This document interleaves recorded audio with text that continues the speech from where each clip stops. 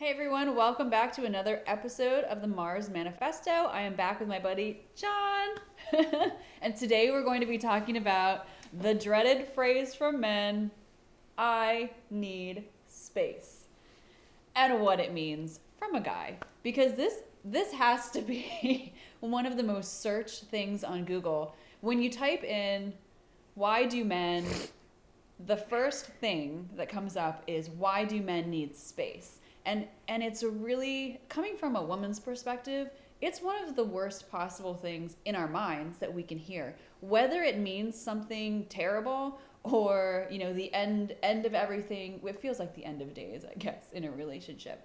I mean, is this blowing it out of proportion from a woman's perspective, or no, just sort of help me? So there's walk two through and reasons. decipher this. There's two reasons for this space thing that I think are sort of tangibles. One is just basic biology and communication. I think the other piece is something I'll get into, which we'll label shame, which is a big word.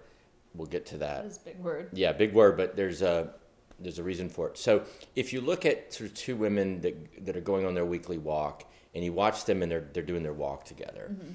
They are talking over each other. Mm-hmm. They're talking a lot of times almost nonstop. And they're using their hands, and they're totally immersed in this verbal, gesticular,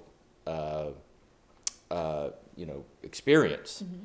And the talking over each other is something that like offends men. Mm-hmm. Even like, you don't talk over me. While I talk, you listen, right? So I mean, you're already pulling away from something that men just naturally don't do. So needing space. So why do I bring up the fact that when a lot of times when two women are going on their weekly walking trip together, they're talking a lot and they're doing all these things, and it's so different than if two men were doing the exact same thing and they were walking, they might talk half as much. Okay. That's because women are figuring out what they need to do next or what they need to think about, or they're solving their problems through this intense verbal experience. And it is absolutely critical that they do this. And I think in one of the episodes we'll get into the whole village experience. Mm-hmm. But men are processing different. And I think it's just absolute biology. It's so in terms of needing space, if a woman is left at home without the opportunity to really process with another woman much, she is going to be all over wanting that same kind of experience with the man. Absolutely. And he's going to get overwhelmed. Absolutely. And he's going to say, I need space. Yeah. So if a man, I've noticed this, it's like eye contact and talking. My wife won't get too upset if I talk over her some. If she talks over me, I feel like, wait, you're not listening. Mm-hmm. She'll get upset if I'm not making eye contact with her while she's talking, mm-hmm. Right? That's pretty typical, so, yeah. Right. So back to your question of needing space. Men need more sort of space and time to process, usually, mm-hmm. to sort of listen and process. Women are processing constantly. Ongoing, mm-hmm.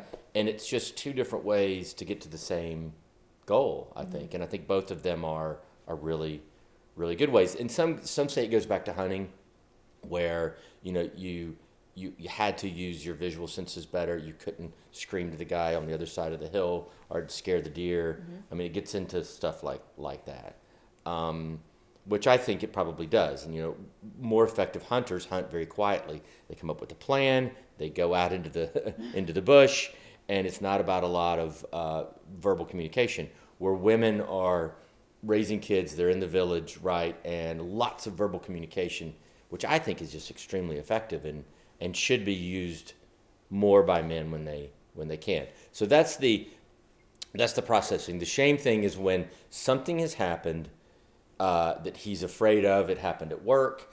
It happened just something that he conceives as negative. Mm-hmm. He comes home. Which may or may not have anything to do with the woman in the relationship.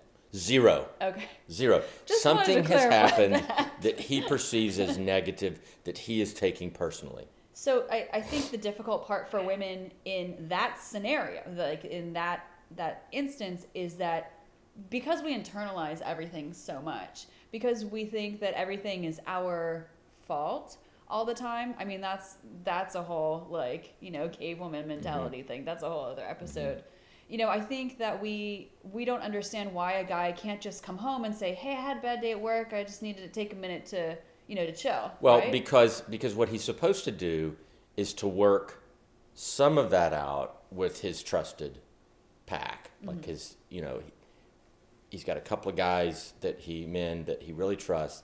Now he's supposed to work some of that out with them. These are unspoken get rules clear. we don't know about. Yeah, but he is, and you want him to. Right. You actually want him to, if with his good guys, like he's got a few guys that are good men that have experience that will not lead him astray. You want him to sort some of that stuff out before he just comes home and vomits on you. Right. Right. You want that. Women do. Yeah. Right. But you want to go through this too. So what happened?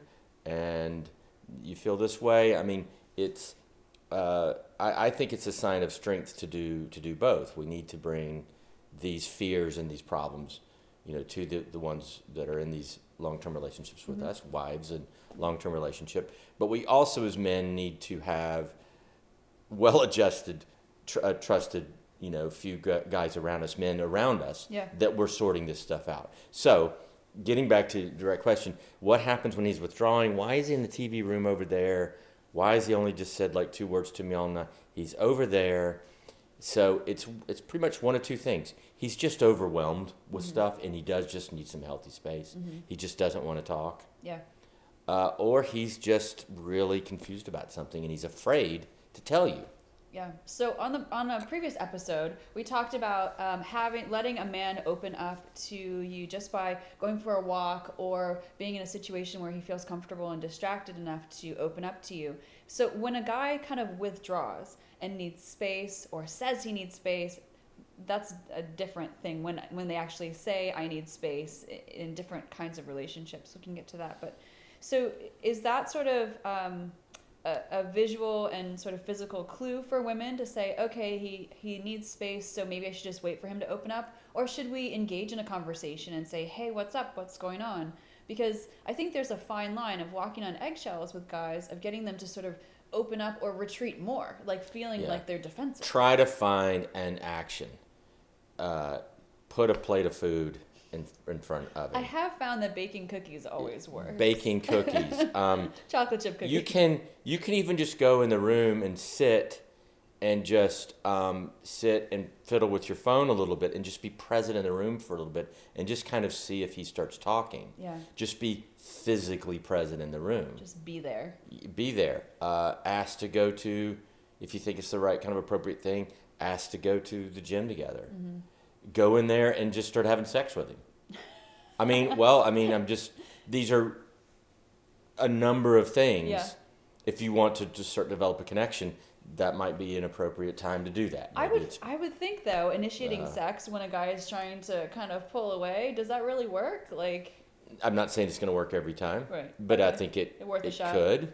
Yeah. Let's just say maybe it's been a little longer than you might have normally. You can tell something's on his mind. Maybe he'll go sit next to him in something cute. Yeah. I'm not saying that's the thing to do. Right. Always, but you really can. Sometimes a man just needs touch. Yeah. Or just sitting next to him, and reading a book. Creating a safe sort of feeling. I'm here. In space. I'm here. When you want to talk, I'm here to listen. Without saying it. Exactly. Right. Without saying it. I feel like after everything we've discussed on this topic and others, it feels like men seem to get a little more defensive or a little more closed off when we use sort of verbal methods to draw emotions out of you guys. I think it's getting to verbal, right? You want to get to verbal. Right. And so often that's just a simple physical behavior. And again, from walking to just being in the room to, the food thing, because, that's your management. You're managing him. You're trying to get out of him what's disturbing him, and he's viewing it as a weakness. It could be something as simple as saying, hey, I know you haven't been to happy hour with Dan in 2 weeks. Go out with your buddy. Go out, hey, don't worry, I'm just gonna, or you could even say, like, I'm going out with Sarah to whatever, just tonight if you decided you want to.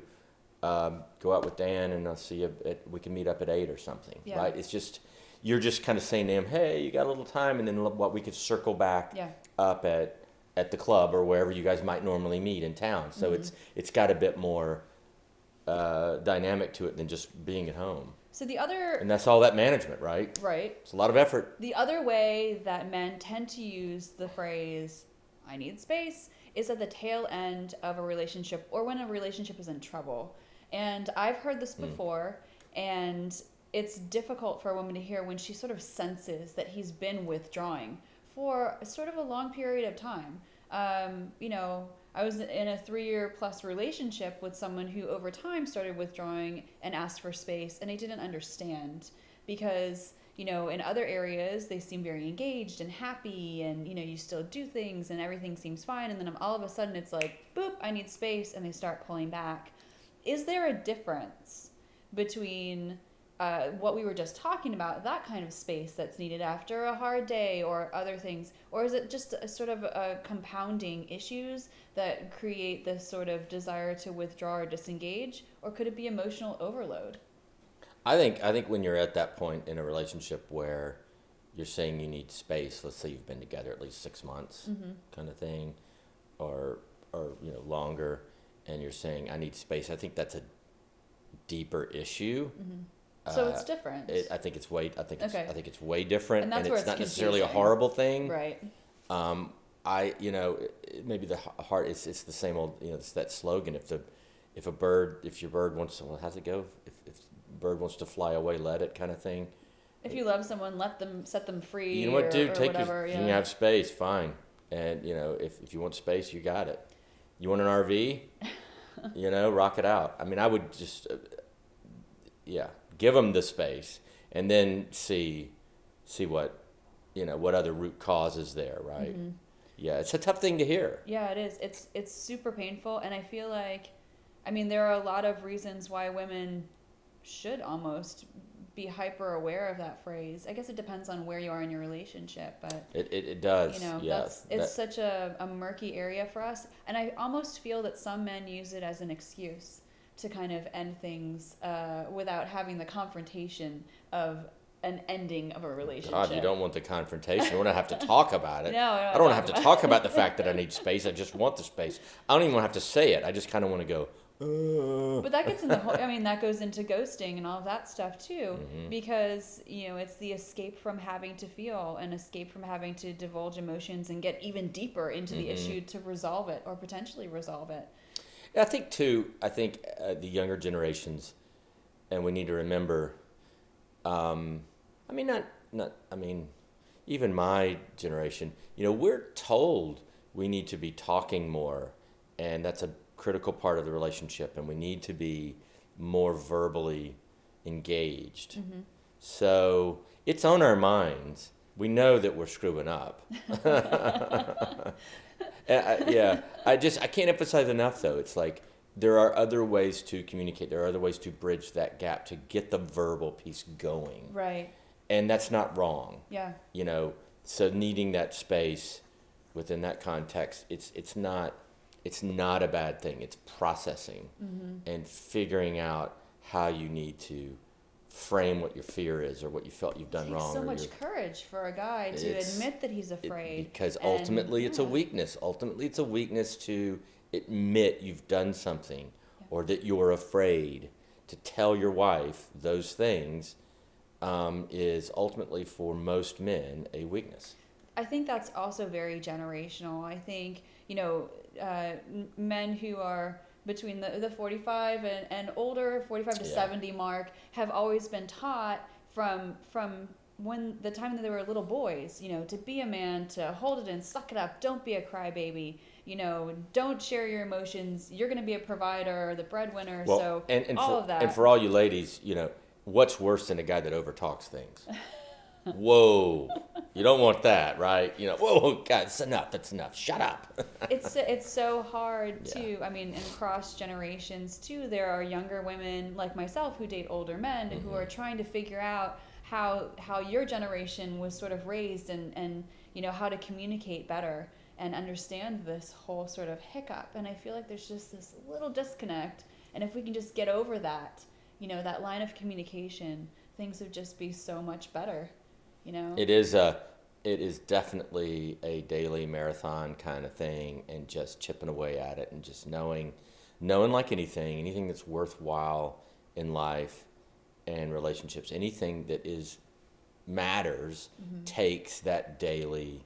If you want to be in shape, right? Yeah. You're gonna have to hit the gym a little bit, on a regular basis. Yeah. Just not gonna be in shape. So if you want your relationship to be in shape, you've got to put in those little pieces, and it's uncomfortable. It's uncomfortable a lot of times. So to sort of wrap everything up here, what can a woman do when a man says he needs space in the most efficient way possible? Immediately give the space. Do little things that are appropriate to the situation. Sometimes giving space means the rest of the evening. Talk to you in the morning. Yeah. Sometimes giving space means 10 minutes, and then, like I said, it's coming over and sitting next to him and just a touch. And if you don't live together, giving space would be a few days or a week or something until he reaches out. Yeah. I think a good example in my mind of if you are around each other is giving a little bit of time, and then just a simple touch, a touch, and then walk away. Hey, And you said, I know something's going I'm on. here. I'll take off and let you. but I'm not going to press. Yeah. I'm not going to press. Wow. Yeah. Well, I'm sure we could talk for a very long time on this Yeah. subject. I mean, this is something. And go that- talk to, Yeah. and then go talk to one of your trusted friends about it. Yeah. So that you can kind of work through it and process in your own way, Yeah. and maybe come back to it in a new way. Yeah, I think the problem that a lot of women face is speculation as to what might be going on in his head versus what's actually going on, and so that Absolutely. sort of mystery makes it worse, and then it makes us more anxious, and then we want to. Why can't we talk more. about this? Yeah, so we're sort of our own worst enemy in that respect. But Yeah. well, anyway, thanks again for coming on, and as usual, you are an amazing person to chat with about the male psyche. I'm trying to figure it out too. It's a good one. Oh! We'll see you next time.